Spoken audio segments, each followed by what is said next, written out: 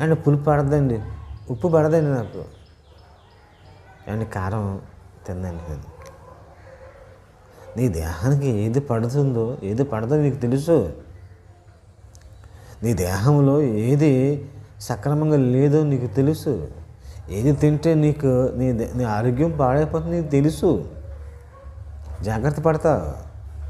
మరి నీ ఆత్మకు కళంకం అంటుకుంటున్న మనుషులు ఉన్నారు. నీ ఆత్మ కళంకం అంటుకుంటున్న సన్నివేశాలు ఉన్నాయి, సందర్భాలు ఉన్నాయి. ఏది చూస్తే నీ హృదయం పాడైపోతుందో నీకు తెలుసా? అక్కడ ఎందుకు లేదు జాగ్రత్త?